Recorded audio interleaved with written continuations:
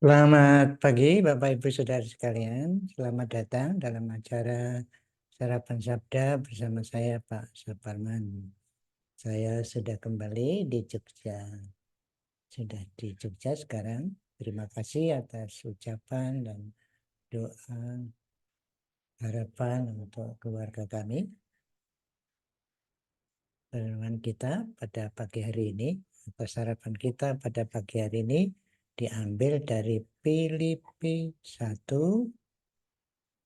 ayat 9 sampai dengan ke-11.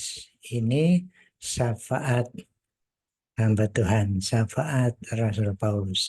Dan inilah doaku, semoga kasih-Mu makin berlimpah dalam pengetahuan yang benar dan dalam segala macam pengertian, sehingga kamu dapat memilih apa yang baik, supaya kamu suci dan tak bercacat menjelang hari Kristus, penuh dengan buah kebenaran yang dikerjakan oleh Yesus Kristus untuk memuliakan dan memuji Allah.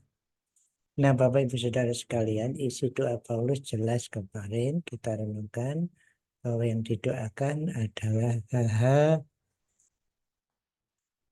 bukan hal-hal keduniawian, tapi didoakan supaya kasihnya melimpah. Dan jika kasihnya melimpah dalam pengetahuan yang benar dan dalam segala macam pengertian, akibatnya adalah dapat memilih apa yang baik. Ini yang diharapkan seorang hamba Tuhan kepada jemaatnya atau pengikutnya, supaya jemaat atau pengikut atau murid atau anak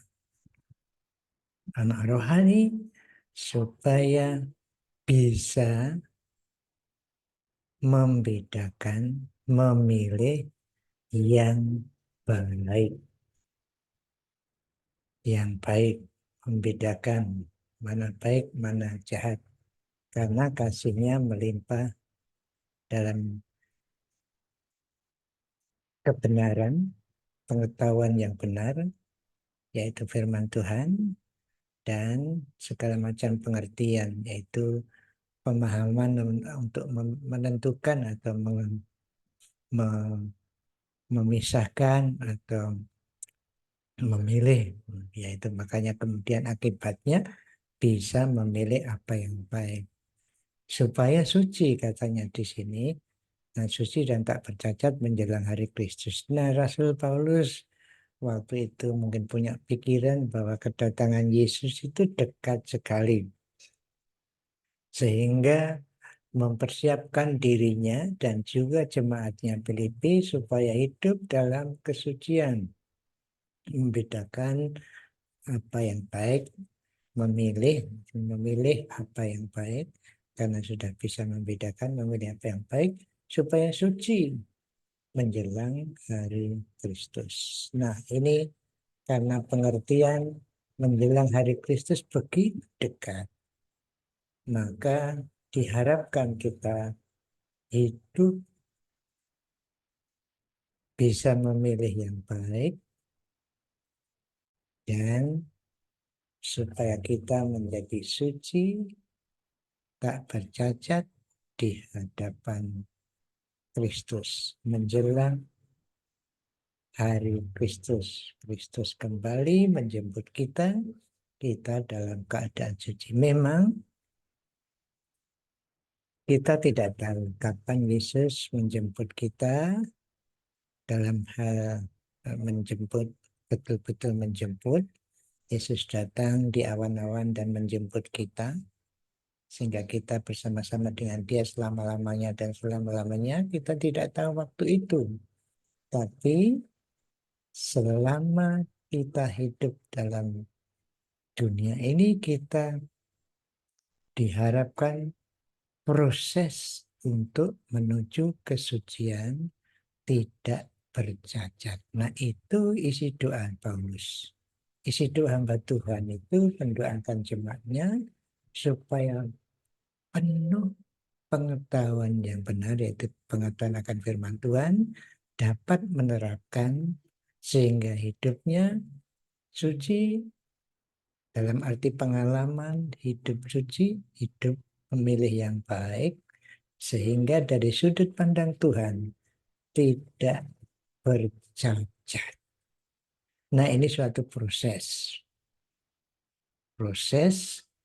melakukan kebenaran, pengetahuan yang benar. Nah, pengetahuan yang benar hanya didapat dari firman Tuhan. Mari Bapak Ibu Saudara, kita usaha mengerti firman kebenaran.